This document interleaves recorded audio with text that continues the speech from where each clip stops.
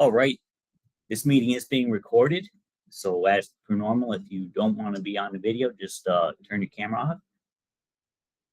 So good morning, everyone. It's our April 30th meeting. Is everybody doing good with their air conditioning? We had our last meeting was held on March 19th, 2025. Chris Porter with Spiro reported on or presented on air conditioning and the differences that they're coming out with the new refrigerants. Some of the points that he mentioned is he explained how cooling, nothing new, is done by removing the heat. He talked about some of the new refrigerants, 407C, and of course the R1234YF. The accumulator should be replaced anytime that you open the system because of contamination with the air. We had he went over the difference with the thermal expansion valves. Filter dryers are always to be used if you're using a thermal expansion valve, and you should see no bubbles in the sight glass. So again, it's nothing really new, but it is a refresher with the warm weather coming. Moisture in the system will cause your thermal expansion valve to freeze. And it is the number one cause of compressor failures. So we want to make sure that you monitor those, and the thermal expansion valves have to be wrapped in a butyl tape. And that'll cause issues also. On the orifice tubes, you want to use mineral oils on the orifice tube when you replace those.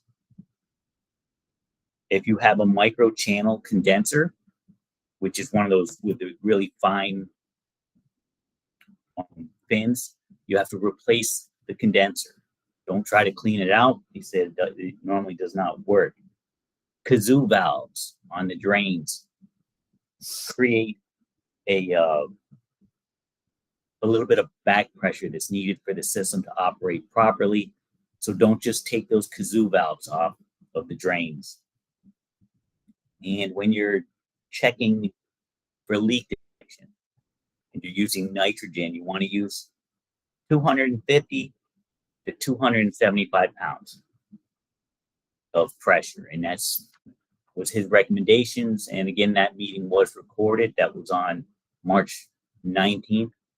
And it is on our YouTube channel. So if you want to view that, feel free.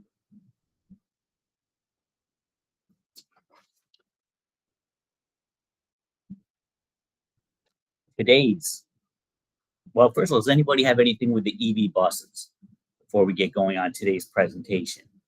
Any new stuff? I can tell you that we have both of our chargers working now. They're both back online. Our in-command software has developed an issue where the chargers are turning on at 7 o'clock every night like they're supposed to. But when we run the report from In Charge Energy, it's saying that they're coming on at 11 o'clock at night. So it's just a timing thing. They still have to fix that. Apparently it's becoming an issue with them. But physically, the chargers are coming on at 7 o'clock. But it's just another thing that we have to monitor with these EV buses. So if anybody thinks of anything that they want to share with their experience with the EV buses, please do so. Today's presenter will be Codie Shamrock with Leonard Bus. He'll be presenting on the International Electric Bus changes and updates since our last time that we had him present. Go ahead, Codie. All right, morning. I'm gonna share my screen here. Let me get that going. Can you see that okay? Yes. Okay, great. Yeah, so good morning. I will just start out right off and say that there have not been very many changes to the actual powertrain for the EV platform in quite some time. there are some modifications to things, some tweaks in design, but nothing that's kind of a whole package change in design.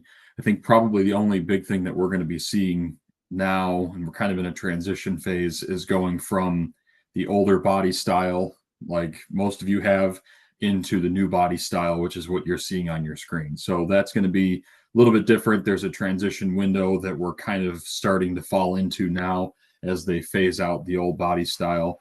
Realistically, everything is pretty much in the same spots. It works the same way. It's just got a different facade, a different look to it than the previous version of bus. So that's really the main thing, where it's going to look different, but it's not all that different. That said, I will go through at least some of the things on the bus that maybe are not top of mind, but you want a refresher on. I would say, in terms of things we've seen, things we've heard, my personal experience has been that most of the what you might call problems have been related to charging specifically. It's not an operational issue of the bus going down the road. It's the chargers not communicating with the bus or vice versa. And usually we can work that stuff out once InCharge gets involved, if that's who you're working with.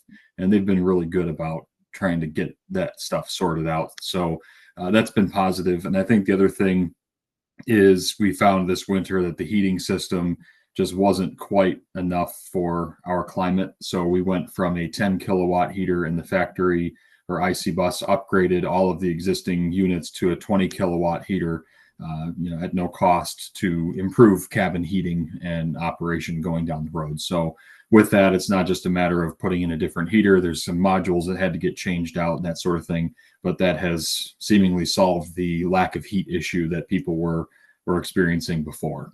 So little changes, like I said, here and there. And then I think the last thing is, and we see a lot of stuff like this, they've changed, and I may have mentioned it last time, the rear end differential fluid has been changed to a lower viscosity fluid. And the idea there is to reduce rolling resistance going down the road when it's cold.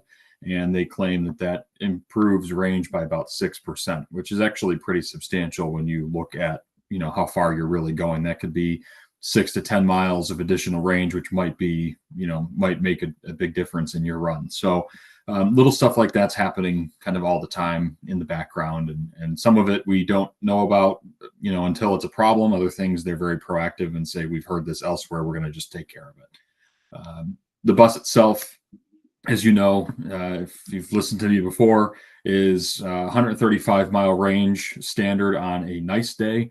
And by nice day, I mean, 50, 60, 70 degrees and up. Cold day, realistically, probably 60 to 70 miles of usable range is expected on the coldest of days. And I would even hover more towards 60, to be honest, on the very cold days. Obviously, that's going to depend on driver and how warm they like their bus and how far they're going and all of those factors. But that's kind of what we're seeing. So you do have the option to go into an upgraded battery, which is that 200 mile range bus. And again, that's an ideal conditions kind of day. I've never been a fan of advertising the ideal conditions, but that's the reality of that's what's out there. Excuse me. So realistically, again, you could probably cut that in half for a cold average New York winter day. And of course, there's going to be exceptions where we have a very cold streak for a day or two where we might not see great range, but that's not entirely a surprise for people. So a couple other things as a review on the bus. Obviously, we have a battery thermal management system that's doing all the maintenance of the battery temperature. What's important to understand for the mechanics group, and I guess in this group, is there's 3 separate heating systems on the bus. There's the battery heating system, there's the cabin heating system, and then there's a power electronics heating system. And I'll kind of explain some of that as we go. So it's 3 individual circuits. They all use the same coolant, antifreeze, but they are independent of one another on purpose. We do use a 6-phase permanent magnet motor. It's a Dana drive motor, which is what most everybody else is using. There are a couple of exceptions out there. 3 levels of regenerative braking, which I can get into. That's a huge deal. People that are using it are finding definite increases in their drivability and their range. but you also have varying opinions on how much you want that regen braking to do. Some drivers don't like it, some drivers love it, and there's some that fall somewhere in between. So we're kind of in the finding it out phase right now. Obviously, capacity is what it is. One of the things that we're learning along the way, and I think all of us are, is that we're a little bit limited in terms of what you can do with capacities. You don't have necessarily the flexibility that you do with a diesel bus in terms of things like luggage bins, where you can put certain seats. The floor plans are a little bit different. They've been modified slightly to accommodate basically the manufacturing process so that they can get to everything that they need to get to. Axle weight rating, these EVs are not terribly heavier than their diesel counterparts. I've seen a difference as little as about 80 pounds with the diesel being heavier to as much as 5,000 if you go with a standard 66 passenger diesel versus a full-size 3-string long-range bus. There can be quite a weight difference there, and most of that comes from the frame rail. But in general, you're using the same front and rear axles that you've been using right along on many different buses. Let's see, air disc brake only. That's something that we're seeing as well. Everybody across the board is kind of getting used to that idea that we're going to be all air disc brake pretty much going forward. So some of the power things, about 342 horsepower. Again, I kind of hesitate even to share horsepower because it means something so different in electric terms versus diesel, but it's out there. 1,700 foot-pounds of torque out of the motor. Definitely a little bit different than your 660 on a diesel, and they actually tune it down on purpose so that we're not leaving rubber on the pavement. So the maintenance stuff, I think this is probably the biggest thing that we get questions on. Is I think people have this idea in their head that, and this is across the industry, that you need to know more than what you need to know to service an EV. And at this time, anyway, while things are under warranty and while the manufacturer sort of has their hands around everything, the basic maintenance that you do stays pretty much the same, and you're not getting into anything high voltage at this time, as you know. That day may come, but I don't know, truthfully, how that would be rolled out and how they would even make that happen. But there's people that I'm sure are working on those sorts of things. But your tires stay the same, suspension. I think the only thing with tires might be that you might see your rear tires chewed up a little faster because you've got more torque in the rear end than what you're used to. I haven't heard anything abnormal about that, but it may be a little longer than, say, a low torque diesel engine. Your bus body maintenance, of course, stays the same. Brake pads, rotors, calipers on the air disc system are identical to the diesel and gas counterpart, so you don't need new parts or new training on that. The only way you might want training on that, and I would encourage it, is if you're getting air disc brakes for the first time with your EV. That's something that you're definitely going to need to understand. Whether or not you're really servicing them very often is irrelevant. If you have to get in there, you should know what you're looking at. So some basic things here. I'm not going to read this all to you. You know what's missing: an engine, a transmission, a fuel system, exhaust system. The big real takeaway thing here is that there's almost no fluids to change. There is a 5-year interval on coolant, which I'll talk about. With that, what you're seeing with the EV is that they're being delivered with far fewer miles. So if you've had a diesel IC come from us, you've got 1,500 miles on it by the time it gets to you. And the good thing about that is it was driven from Tulsa to here. And for that reason, we're shaking it down. We're finding all the loose clamps and the things that they overlooked during the manufacturing process. With an EV, obviously, they're being trailered because of the distance, and they're arriving to us with just a few miles on them. We have a procedure in place where we put, I believe, up to 250 miles on them or more if needed, to kind of shake them down to the best of our ability with our drivers so that we can work out some of those problems. That said, because you're getting them with lower miles than what you're used to, you may have to complete a sort of break-in service that you're not used to doing with a diesel. We go through, of course, and we check the U-bolts and we check the body tie downs and we do all of that stuff that we would normally do, but we're doing that on a bus that has 100 to 200 miles versus 1,500 miles. So when it gets to you, it's important that you go through it. And, as you drive it, as you put some miles on, you really check on that stuff. We've got EVs out there now. I think you, Shen, have one with over 10K or very, very close to. We've got some that are pushing 20 to 25,000 miles on them. And, a lot can happen in that time. And especially on a bus that didn't go through the typical drive here process, you may find different things. And we did see some of that during a training event. We found some loose clamps and tie downs and things. So it does happen. Obviously, your owner's manual is the way to get this stuff, but some of the basics are there's A intervals, there's B intervals. A is 5,000 miles or 6 months or 200 hours.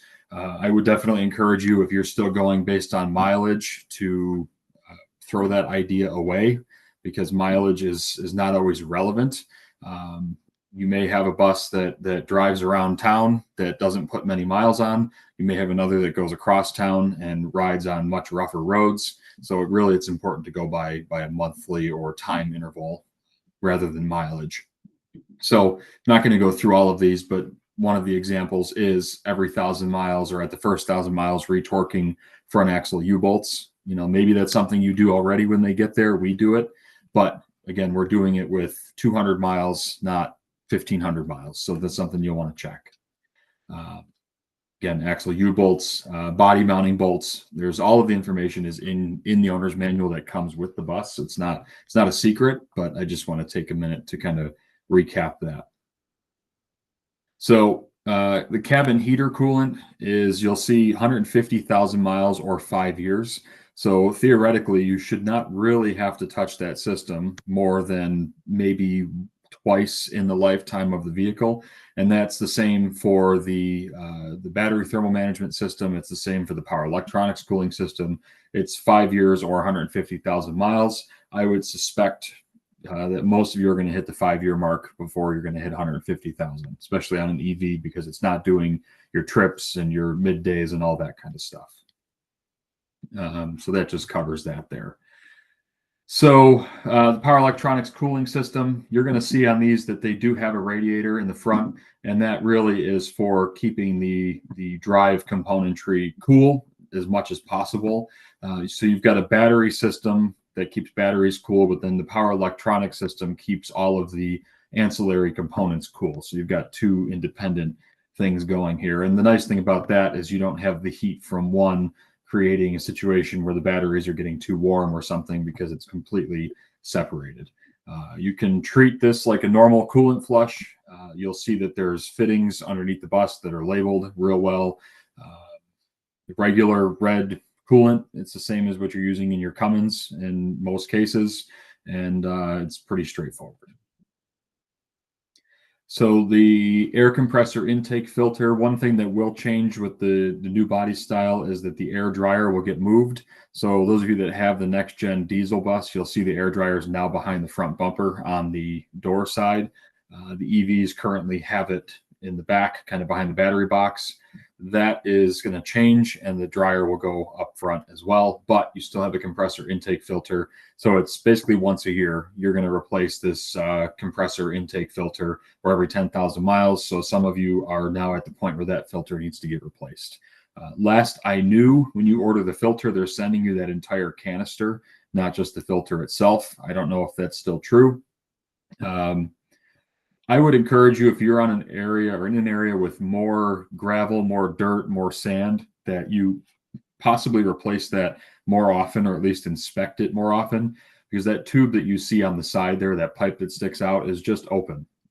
All it's doing is ingesting air, and obviously there's an air filter inside of there, but that can get plugged up and pretty dirty pretty quickly. So if you find that you've got, let's say, a slow building air system, or the air brake system doesn't seem like it's behaving correctly, you could potentially have just buildup of contaminants in that intake air filter there. So don't forget to check on that. High voltage power steering, every 2 years, replace the fluid. Pretty straightforward. So I'm not going to get into the charging. The only thing I want to point out here is that obviously you can charge AC, which is a lower speed, level 2, or you can get into a DC charging, level 3. And sometimes they cross lines a little bit. The idea behind this is that the AC charging is going to be slower, requires a few more components to do it, but we have the ability to do both. I'm not going to, like I said, get too far off in the weeds on charging, but I will point out that you do have 2 electronic alternators that are in the battery box behind the batteries, and they're DC to DC converters that keep the 12-volt system charged at all times. So just like a diesel or gas bus, if the batteries are dead, the bus is not going to start. That's a pretty critical part of this. So those converters, like I said, they're in the battery box. There's a metal plate on the bottom that you can drop down to access those if you need to. And I should actually clarify that and say that you guys won't need to, but should somebody need to, that's where they're going to go. Let's see here. So I'm going to kind of keep rolling here. A lot of components, as you can see under the hood there. You've got your batteries, your service disconnects, which are your big orange fuses. If you are under a bus doing a service and you see that there's a crack in one of those MSDs, those big orange fuses, or they're damaged in some way, don't touch them. I would basically condemn that bus and park it until somebody that's certified can come out and replace those. What could happen is that the plastic housing on those cracks and the metal prongs or basically current carrying components are now exposed. So the 2 that they place very strategically above the front axle, which is not my favorite thing, if those get hit with a tree branch or a garbage can going down the road and they break, there could be power in them and you may see the contactors, but it's not off. So just be careful during your PMs, inspect those, look them over, don't remove them, don't do anything with them, but just visually make sure they look okay. Let's see here. So with that, you've also got the S-box, as we call it. You'll see this in the back of the bus ahead of the rear axle. This is the thing where when you look in the wheel well, you see all the orange cables going into it. That's really where the power goes first, and then the S-box decides what to do with it. It sends it through the distribution module and then out to the drive motor. So it's kind of a several-step process to get there.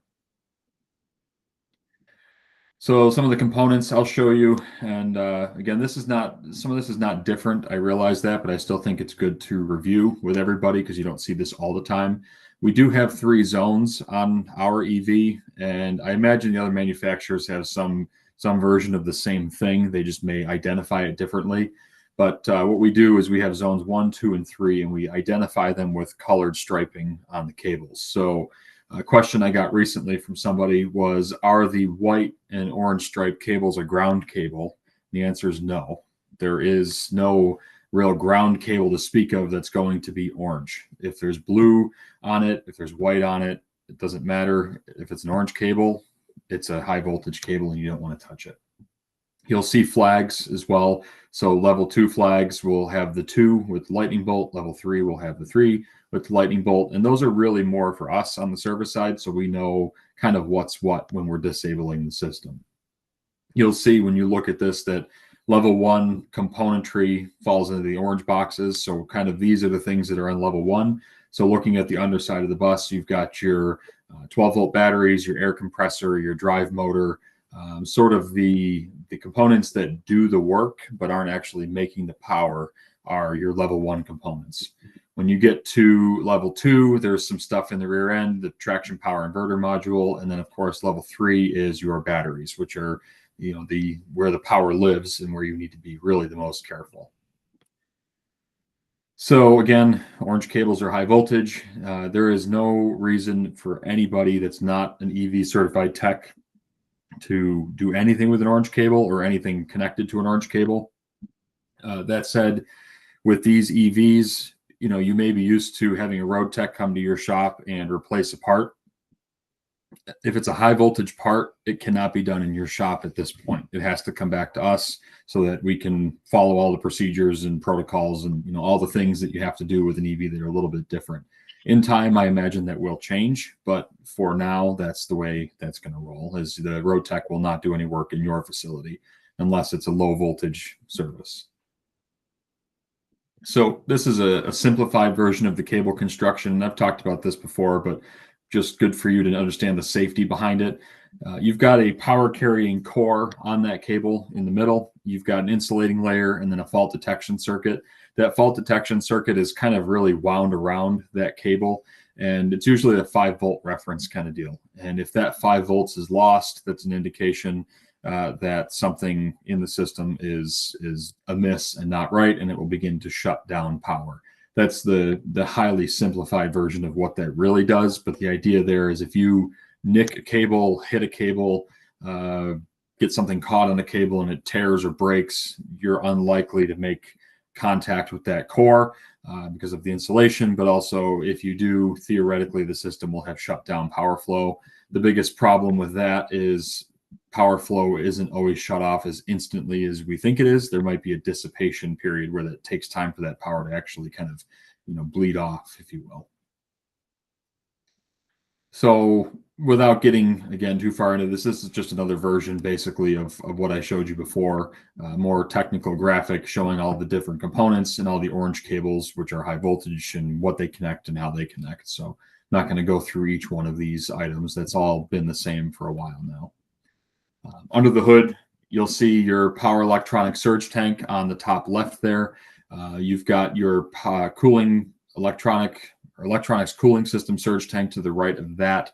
You've got some inverters in there. Your power steering pump is at the front. So a lot of this stuff is not really something you're going to mess with.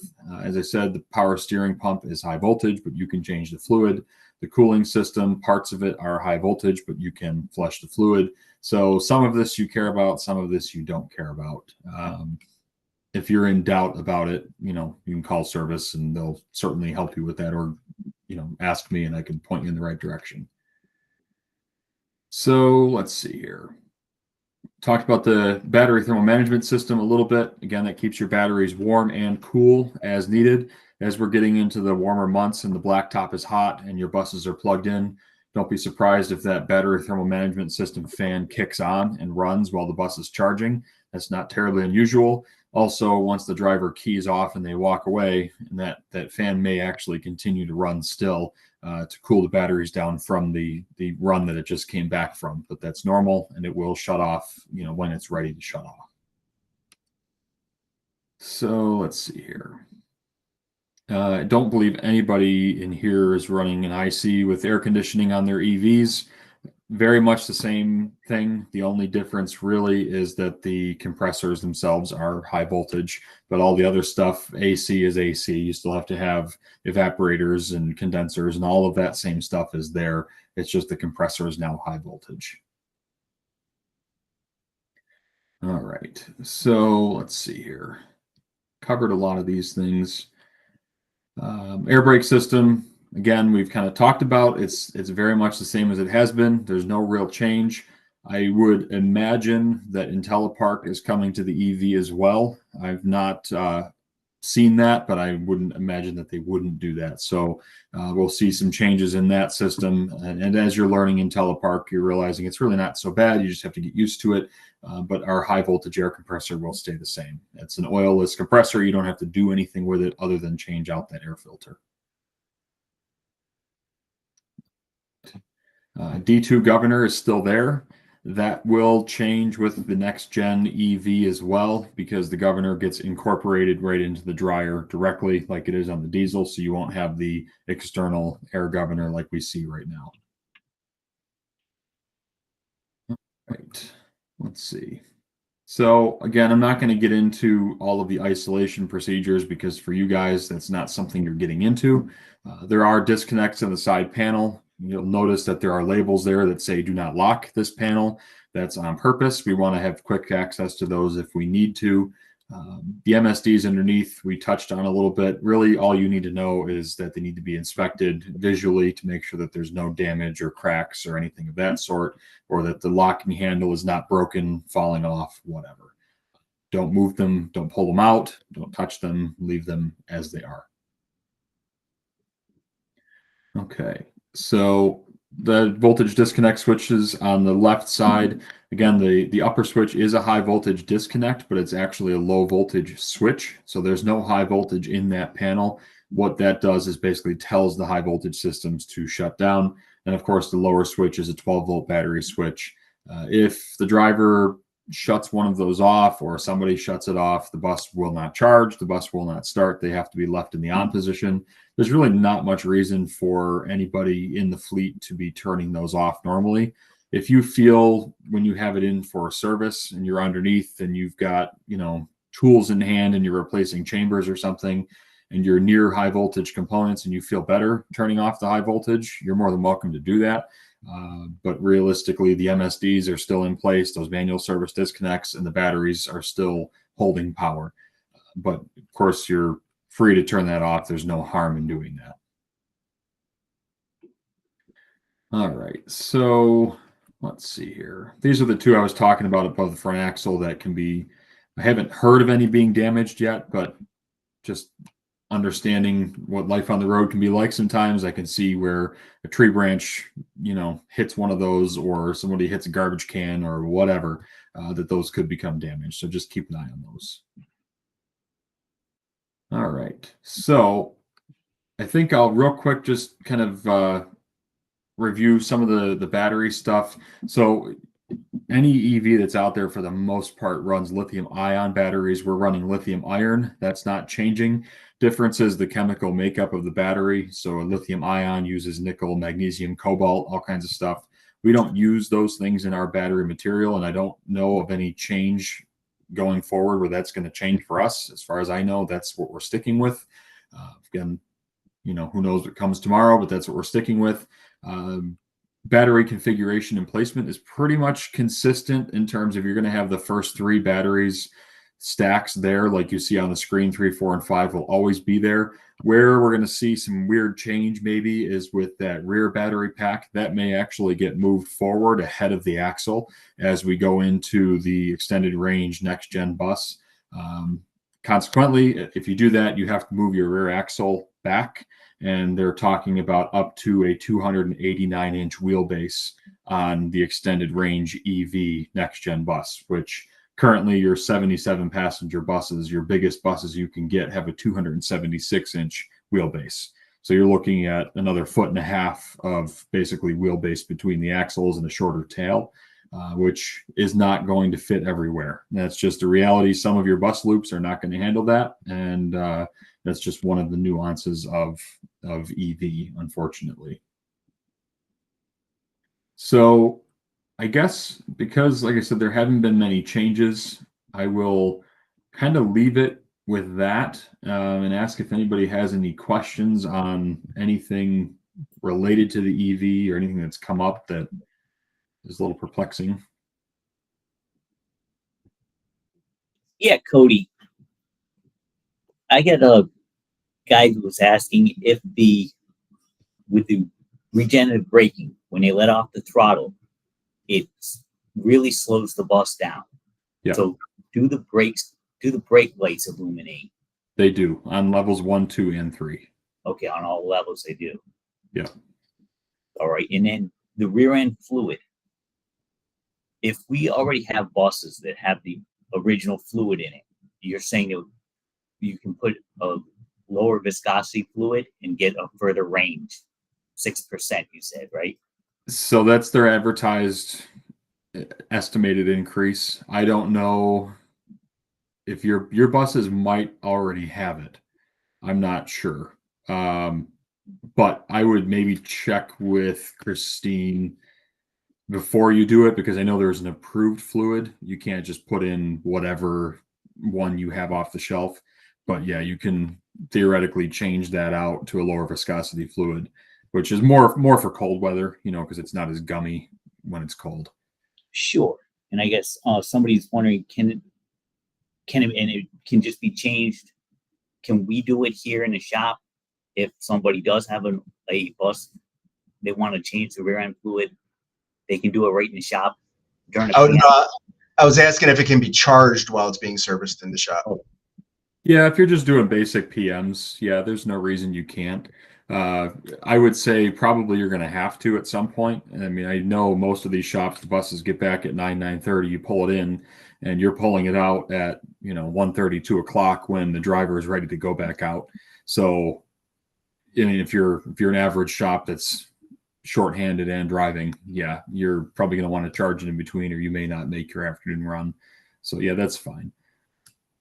I saw Christine either commented or question, but I'm not seeing it in the chat now. I don't know if that was just to me or to the whole group, but can't see whatever it was that you said, Christine. And I guess You had mentioned, sorry, Dan, you had mentioned early on, Codie, about upgrading the heater from 10 volt to 20. Yeah. Would that impact the battery life? So that was a question, and the thought is that it really won't have a huge impact. If it does, it's very minimal. And the reason is that the 20 kilowatt heater doesn't have to work as hard because it's better equipped for that bus, whereas the 10 was always working at max capacity all the time to try and keep up. So for that reason, they think it's pretty much kind of a wash. That's how I understand it. okay. What about welding on the body? I wouldn't. That's not a great idea. I think, personal opinion, probably most of the time fine, but it takes that one misdirected current to go to the wrong place, and we don't want to run any risk there. So you should not be welding on the frame or the body. All right. What about wash bay? We can run these right through the wash bay? Yep, you can Just run like it through the regular wash wash. bay. Undercarriage wash? I'm sorry, go ahead. I didn't mean to cut you off. Along with the undercarriage wash, the whole 9 yards, Yep. just drive it right through. Okay. Yep. The only caveat is under the hood, you should use, if you have the hood open, just a garden hose. They don't want high pressure water under the hood. Truth be told, I don't know how much I love the idea of a garden hose under the hood. You've been under the hood. There's an awful lot going on under there that doesn't look like it should get wet, but they say it can. All right. I got changing the steering fluid. You said to do that once a year? Every 2 years. Every 2 years. And is there a special procedure for that, or do we just drain it and fill it up with the new stuff? Just like before, no difference. All right. And is there a special fluid type that we should be using in that? It's in the book. I'd have to look, but I believe it's the same stuff that we've been using right along. I'd have to double check. I don't want to say for sure. All right. Well, as of now, that's all the questions that were sent. Okay. Does anybody have any other questions for Codie?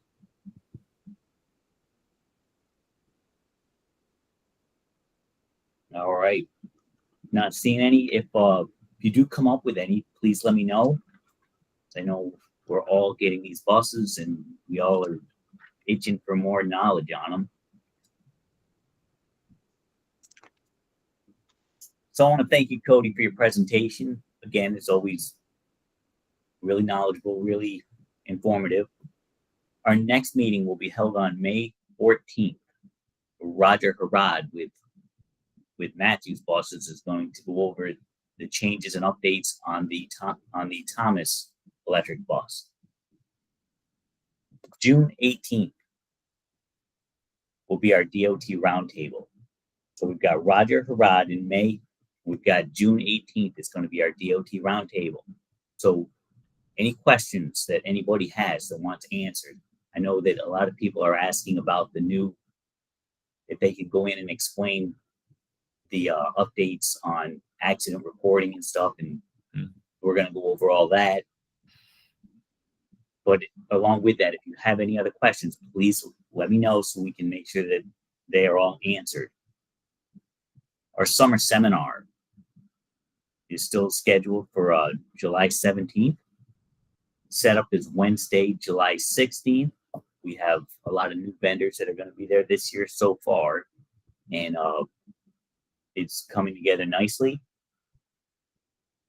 We're still looking for help here with the Capital chapter. Currently, I'm kind of doing everything. I could use a little help putting together the meetings, a treasurer. We haven't had a treasurer, so we do have a bank account, but we haven't been utilizing it or anything because it's just me doing this.